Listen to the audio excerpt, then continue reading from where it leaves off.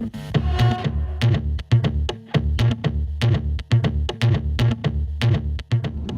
hello again. It's me, Chris.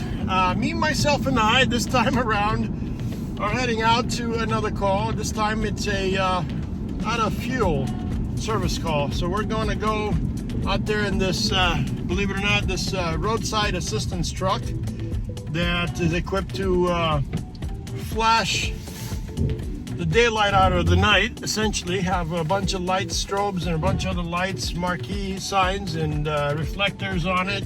And all we're doing is carrying some fuel. There's a gentleman that broke down on the freeway in the dark tunnel of Corbett area in the I guess Hood River, or not Hood River, just prior to Hood River, the city of Corbett, and into the gorge, the darkest spots on Highway 84 between Troutdale and I guess Corbett, or somewhere in between Corbett.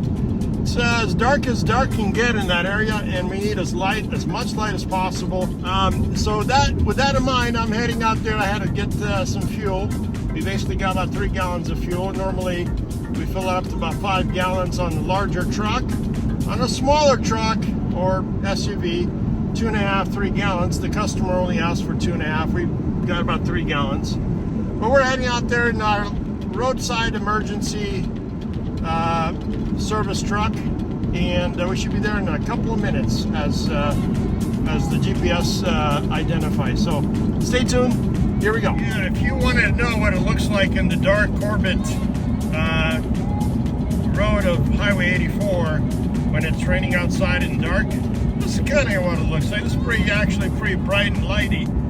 It's not very dark yet because somehow we get some lights from the far distance, and we get a bit of traffic which lights up the way. But further in, where traffic dissipates and the trees and the forest kind of kicks in, it gets quite a bit darker. And so when you break down on the road, especially with no fuel or lights or batteries go out, oh my goodness, you're pretty much at the mercy of I really don't know, of your own ability to reflect your path. This kind of seems to be a little better, but not really. You know, we still got tons to go here in westbound lane to make it back to the customer, but we're coming up on him. I see the flashes, so we're gonna start putting our flashers here shortly, which I'm gonna be doing that right now. Here's our flashers. I know it's bright for you guys, for everybody, but I got to light up the city, essentially.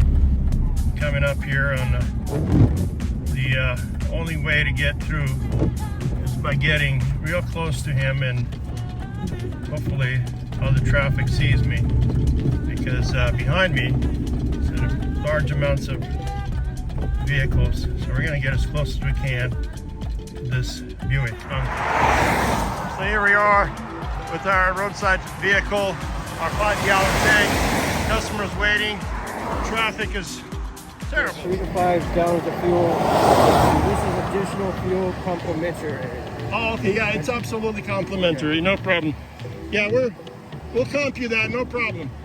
So what we're doing is we're using the pump here to get into the bypass the safety mechanism on this fancy Buick. This is a nice Buick, but it's got a lot of safety features. So when you put fuel into this guy, you got 2 levers you got to bypass: the outside external lever and the inside lever.